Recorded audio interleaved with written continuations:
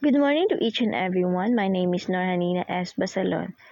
So the module assigned to me is the module 4, which talks about the theories and principles in the use and design of technology-driven lessons.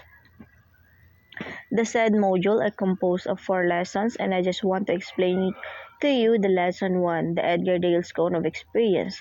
But before we proceed on that, let me discuss to you some backgrounds of Mr. Dale first. Life of Edgar Dale. He is an extraordinary educational technology pioneer who wrote during his long lifespan from 1900 to 1988 a different literary piece.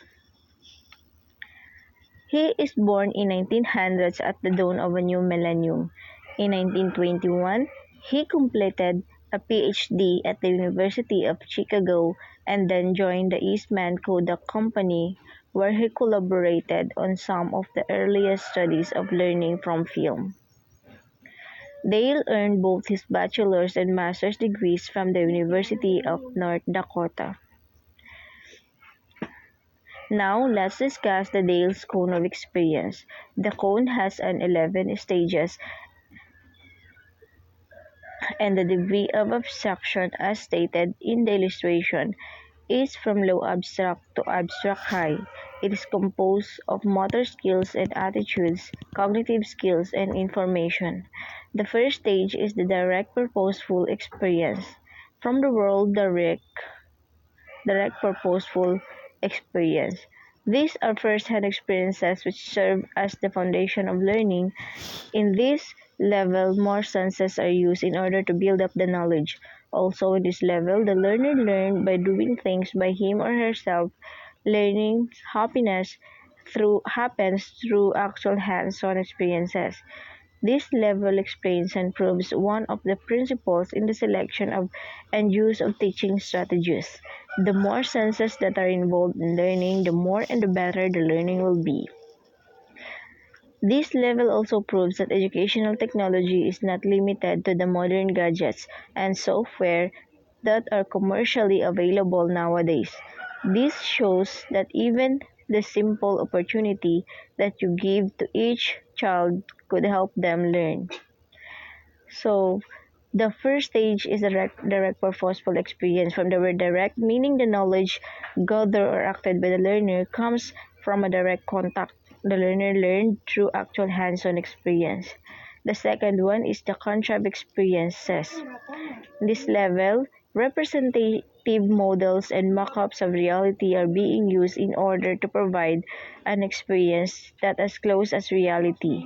This level is very practical and it makes learning experience more accessible to the learner. In this stage, it provides more concrete experiences, even if not as concrete as direct experiences that allows visualization that fosters better understanding of the concept.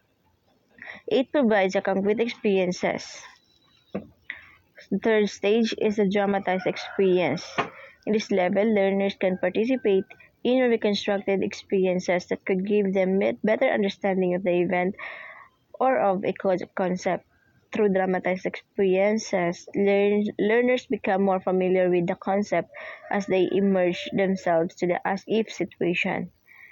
And we all know that even in the drama, we can also gather information and knowledge there. That is why I can say that drama is also an essential form of gathering data.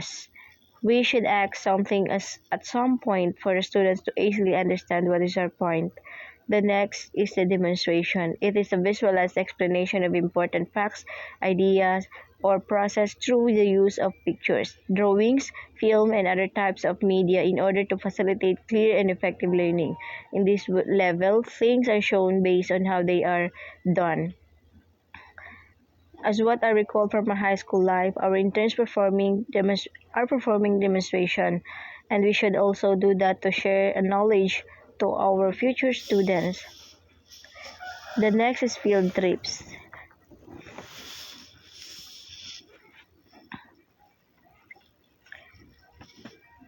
Or study trips. This level extends the learning experience through excursions and visits to the different places that are not available inside the classroom. Through this level, the learning experience will not be limited to the classroom setting but rather extended in a more complex environment.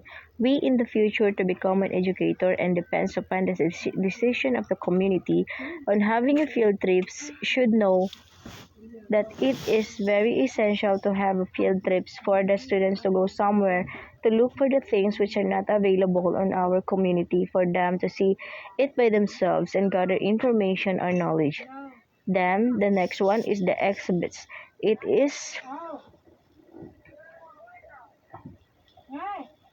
also important to make an exhibits for the students to see by themselves and be able to analyze what is there or what it all about. Even though there are not written explanation, the student should be able to learn even in a painting or in exhibit only. The next stage are the television and motion pictures, still pictures, recording, and radios. Yes, even the televisions and radios, we are always able to disseminate an information. I decided to combine these two stages since it is related to one another.